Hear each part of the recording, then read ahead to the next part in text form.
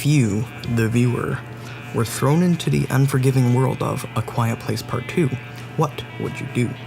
In this video, I'll be going over every mistake made, what you should do, and how to ultimately beat the Death Angels in A Quiet Place Part 2. We open with a flashback to where it all started. John Krasinski is Lee Abbott, a loving father of three who's watching his son's baseball game, when suddenly, a huge meteor rains down from the sky. And at this point, there shouldn't be anything to worry about.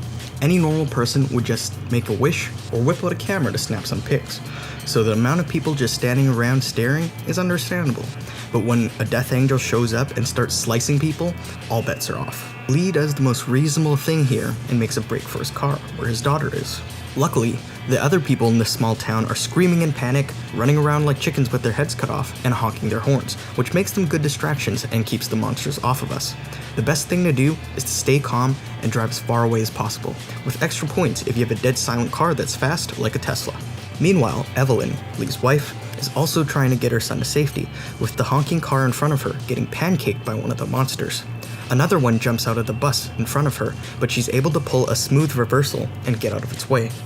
Lee's daughter sees this and tries to go help, but Lee's able to save her before a Death Angel lands on a nearby car and slices a screaming woman. We're getting extremely lucky here, and it's thanks to our low IQ neighbors, but we're running out of meat shields, and we need to be a lot more careful. Now that we have more info on these monsters, from what we've seen, they're fast, attracted to noises, they can easily one-shot people, and they rip through metal like it's nothing. We can't outrun them, or beat them hand to hand, so the best thing to do is to hide, and go in the opposite direction of our screaming neighbors. The pair follow a small crowd and get into the bar of the local inn, where a bunch of people are holding out. Now, staying near other people is a double-edged sword, because on the one hand, it gives us a bunch of easy distractions that will buy us time to escape, but on the other hand, it exposes us to the consequences of their actions. An old guy is praying to his god to save him, and another girl has her cell phone cranked up to the max volume, and when she gets a call back, it compromises the entire group. Lee and his daughter run, but as we see here with the old guy and the dude hiding in the corner, playing dead, and staying quiet does work with the creature. And given how everyone else is panicking, this could be a viable strategy. But the smell of their plot armor causes the monster to speedrun killing a couple other people, then focus on Lee and his family, the friendly cop from earlier screaming as he sacrifices himself to save them. Without this cop, we'd be 100% dead. We can't outrun or overpower it, and it has a clear line of sight towards us, so without a good distraction, we'd be done for. We're now in present day. Reagan is wasting no time in weaponizing the high frequency her hearing aid gives off by using a portable speaker, which will cause the monsters to expose their vulnerable, fleshy head. This is exactly what I would do. Combining this with a firearm or ranged weapon that can be fired from a distance, as well as lures like rocks and firecrackers to position the monster, would be a great solution that gives us a better fighting chance. The next morning, Reagan sends up a signal fire to one of the neighbors and gets a response. So with their home in shambles and Lee gone, they make their way to the neighbor in hopes of getting help. Okay, this is a decent idea, and the baby could definitely help sell it, but having the baby right out in the open without anything to pacify it if it starts to cry is just too risky. A baby's cry can be around 100 decibels, and that's guaranteed to get the entire family killed. This is a big liability, and it's like being strapped to a time bomb that will go off at a completely random time. It's up to you whether you're willing to make the tough choice and let the baby go. They arrive at the neighbor's land, and Evelyn trips a bottle trap, so when they run deeper into his territory, Marcus doesn't stop to look where he's stepping, and lands his foot right into a bear trap. This could have been avoided if the family were looking out for traps like this, and were more conscientious about where they were stepping. A bear trap like this one is definitely gonna hurt, but it's designed to capture the life of a bear and keep it there, not completely amputate it. It helps that his mom is there to help, but if you're in this situation alone, you need to first wiggle your toes to ensure you still have circulation, reposition the trap in front of you, then press down on the springs until the jaws are loose enough that you can slip out. This will have to be done quickly, since the noise of the trap activating and our screams already gave away our position. To prevent even more screaming when releasing the trap, you'll want something to bite down on, like a belt or a thick piece of cloth. A Death Angel is drawn to Marcus's screams combined with the baby's crying, but Reagan and Evelyn are able to work together and use their proven strategy to take it down with relative ease. The entire family retreats into this abandoned building and runs into Emmett, their neighbor, who helps them evade another Death Angel. Now would be the perfect opportunity to pull another scream and shoot, with Emmett carrying Marcus to safety and the monster listening in to the pitter-patter of everybody running away on solid concrete. We need to pick the correct option between fight or flight. If that shotgun still has ammo to spare, then I just might choose fight. Though throwing lures, like we discussed before, away from the direction where we're running would also be a good tactic to lead it away from us. Right after barely escaping the monster, Evelyn tries to persuade Emmett to help them, but he turns them down, and gives the family until morning to pack it up and leave. That night, Reagan hears a song on the radio, pinpointing it to an island that should be safe, and decides to try and look for it so she can broadcast her weaponized hearing aid to the world and save everybody. The next morning, Evelyn wakes up to find Reagan gone, pleading with Emmett to go retrieve her, telling him she's a girl worth saving. Which would be a huge ask for an estranged neighbor you haven't seen in over a year. For me, it might just be too big a risk to try and save this girl, who you were planning on kicking out today anyways. Reagan's walking by a creek, which could be helpful for blocking out smaller noises like her footsteps, because where there's water, there's wildlife, and we can already hear it making noises that'll distract monsters from us. She raids an abandoned train for medical supplies, but when a corpse jump scares her, she lets out a scream, alerting a Death Angel to her location. Alright, she's put herself in a really bad position, and it could have been easily avoided because if she just snuck all the way in and not reached for the medkit with just one arm, she might have seen the corpse and not made a single noise. Now a monster's heading right for her, and she only has a pump-action shotgun and her portable speaker. She needs to not only hold her hearing aid to the microphone, but also hit a killing shot with a shotgun from sitting position on a monster just half a train car away. Reagan doesn't have too much experience firing a shotgun, since her mom's the one who usually does the shooting, so realistically, she'd only have one shot on this monster. Not only that, but she has to prop it up on her knee because it's just too heavy to aim with one hand, which is exactly why she should have swapped out the shotgun for the revolver. It might not look as badass, but without her mom, it's the better option. She'd have more than one shot to take it down, she could use it one-handed, and it's much lighter than a heavy shotgun. She takes the shot and just ends up pissing it off, but before it's able to slash at her, Emmett comes to her rescue. They take shelter in a nearby rest stop, but the next day, Reagan wakes up and finds that both Emmett and her hearing aid are gone.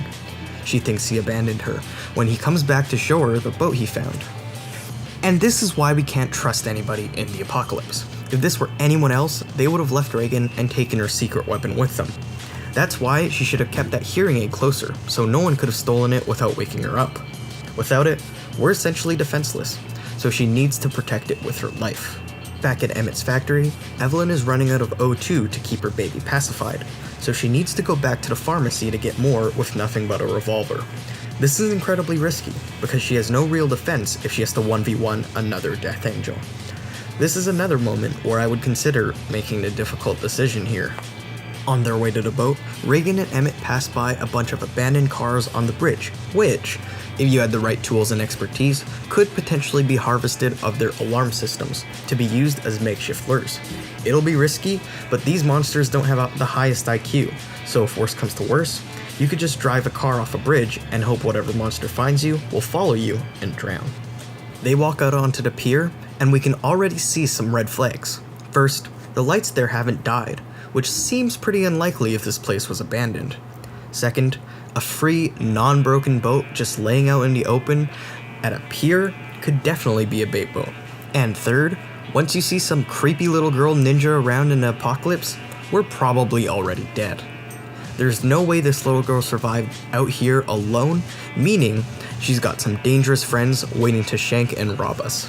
I guess Emmett's colorblind to red, because he completely ignores every red flag indicating that this is a trap, and gets close enough to the little girl for her to get a noose around his neck, tying him to a net full of bells. Now that he's no longer in a position of power, her tribe reveals themselves to go ahead and rob them. Emmett just walked into their trap, and made it way too easy.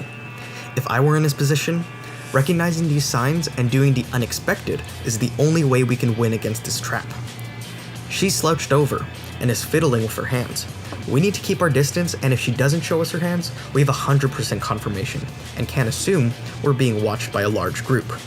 They're using this girl's bait, and if they care about her, they'll be nearby and ready to strike. We should take her hostage and hold her up at knife point. There's not enough bullets to take all of them out, and that'll attract the monsters. If they want to trap me and sentence me to death by bells, then I'll be sure to take them with me. Shanking the little girl, letting her scream, and run back to her group is the ideal way to do this. It's harsh, but it's the quickest way to get the ambush group killed. By now, we know the monsters can't really swim, so letting their screams mask the sound of me swimming away is the best move. Bonus points if you can keep Reagan's hearing aid dry. Emmett uses his mouth, but any watertight protective case would do the trick. Apart from letting the little girl get the noose on his neck, Emmett does everything right here.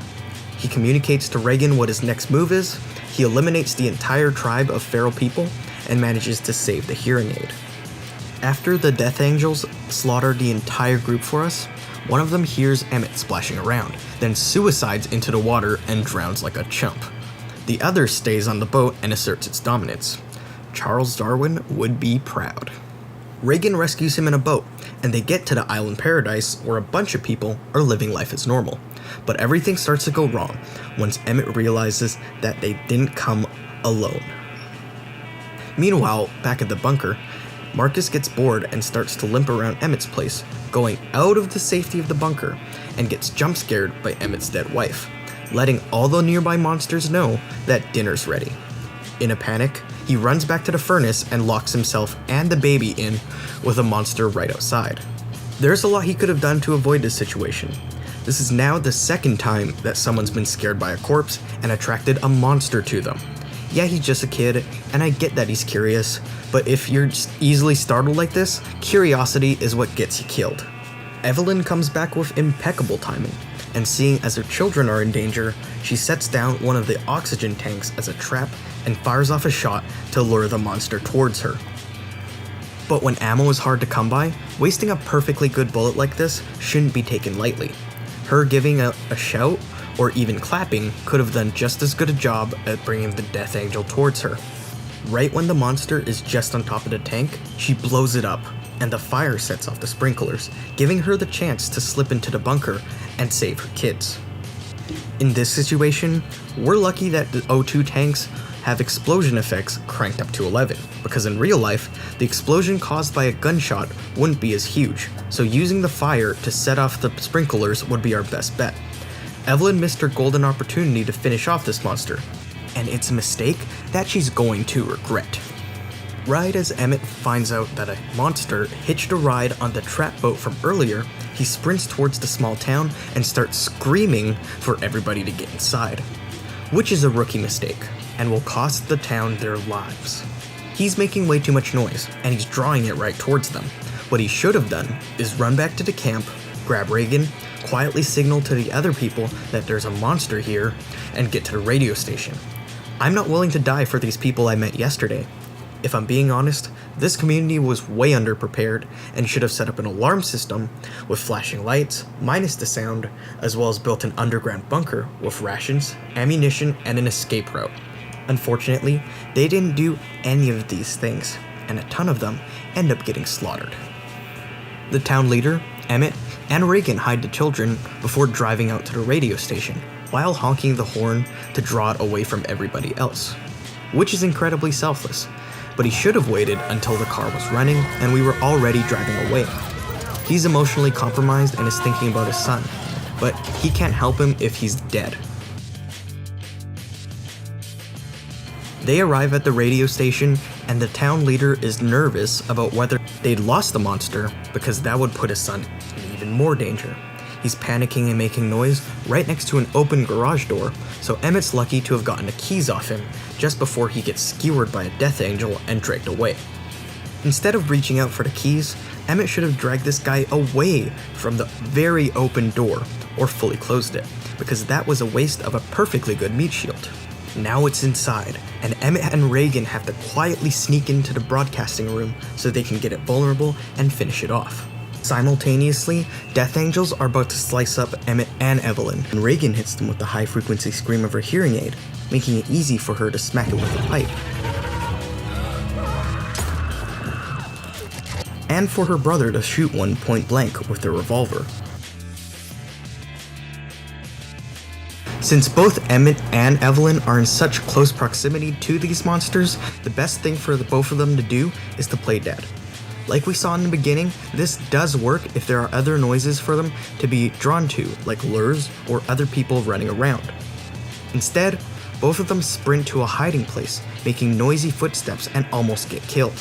If possible, Marcus should have made a recording of Reagan's hearing aid, so it could be used in a situation like this.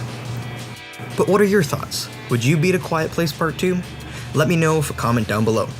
Thanks for watching this video, drop a like and subscribe, and I'll see you in the next one.